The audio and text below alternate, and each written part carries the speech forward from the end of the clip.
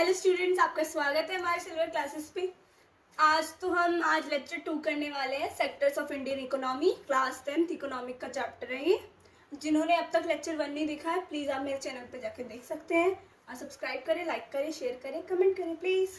तो आज हम लेक्चर 2 करने वाले हैं। तो हमने लास्ट टॉपिक लेक्चर 1 में छोड़ा था कि rising importance of territory sector. Rising वो बढ़ क्यों रहा है, टेरिटरी सेक्टर जो है वो बढ़ रहा है, धीरे धीरे बढ़ रहा है। इंडिया की पॉपुलेशन तो हाई लेवल पे एकदम, वो धीरे धीरे बढ़ती ही चली जा रही है। जिससे लोग बढ़ेंगे, हमें बहुत सारी चीज़ें और अपने जो नीड्स हैं हमारे वो भी बढ़ाने पड़ेंगे, स्कूल्स बनवाने पड़ेंगे, फूड, सब कुछ, बहुत सारी चीज़ें जो है बढ़ती जाएंगी, सर्विसेज जो है इंक्रीज होते जाएंगे। तो ये हो गया था हमारा टेरिटरी सेक्टर को राइज करने में बहुत हेल्प करता है। उसके बाद इंक्रीज इन इनकम लेवल्स, जो लोगों की तनख्वाह है उसमें भी जैसे जैसे लोगों की ज़रूरतें बढ़ेंगी वैसे वैसे उनकी इनकम भी बढ़नी चाहिए। ओके और ये भी आता है हमारे राइजिंग इंपॉर्टेंस पॉइंट में ऑफ टेरिटरी सेक्टर के। Information and communication technology.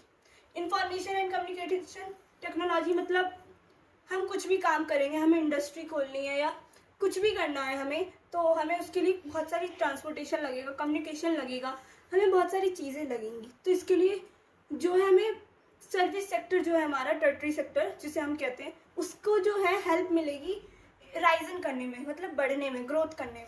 तो हम आते हैं नेक्स्ट टॉपिक अपना, types of unemployment. Types of employment क्या है? एम्प्लॉयमेंट मतलब रोजगार। दो तरह के रोजगार का आपके एनसीईआरटी के सिलेबस में है, आपकी बुक में क्लास 10th की। फर्स्ट है अनएम्प्लॉयमेंट, सेकंड है अंडर एम्प्लॉयमेंट। बहुत आसान सी डेफिनेशन है, आप डिफरेंसेस पूछे जाते हैं तो 3 मार्क्स के लिख सकते हैं। ओके, अनएम्प्लॉयमेंट में क्या है? जो जॉबलेस है, जिसपे काम नहीं है। और अंडर एम्प्लॉयमेंट में क्या है? उस पर वो जॉब तो करना चाह रहा है बट लेकिन उसे जॉब उसके स्किल्स के, उसके एजुकेशन के हिसाब से नहीं मिल रही। ओके वो, और अनएम्प्लॉयमेंट में क्या है दूसरा पॉइंट, कि वो जॉब ढूंढ रहा है लेकिन उसे जॉब ही नहीं मिल रही। और अंडर एम्प्लॉयमेंट में है कि उसे उसके स्किल्स के हिसाब से नहीं मिल रही।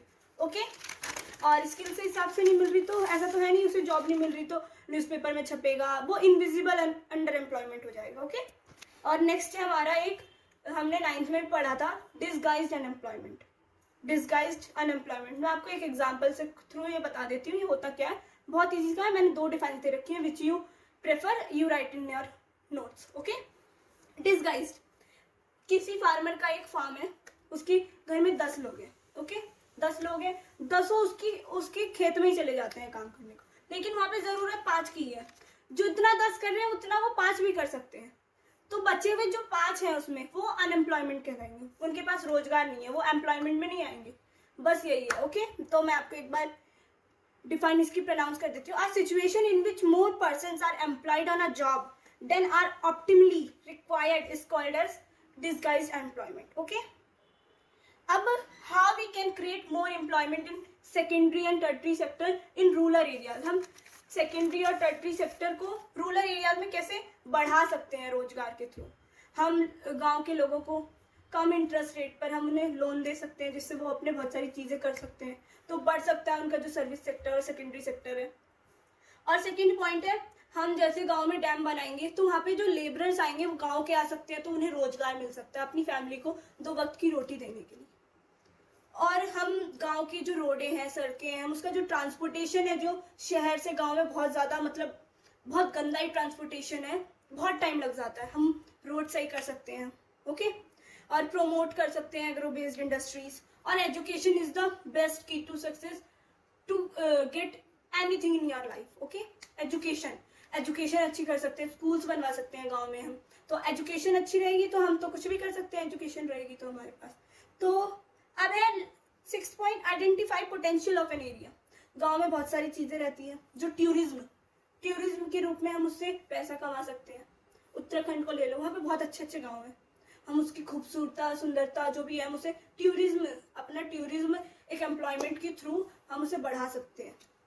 और जो गवर्नमेंट की वेलफेयर स्कीम्स आती हैं हम उसे गांव में ला सकते हैं, अच्छे इरिगेशन मेथड्स कर सकते हैं, हम बहुत सारी चीजें दे सकते हैं कि when we create employment in rural areas in the service sector and secondary sector. Okay अब इसी के थ्रू 2005 में नरेगा एक एब्रिविएशन है, मैं आपको इसकी फुल फॉर्म बता देती हूँ।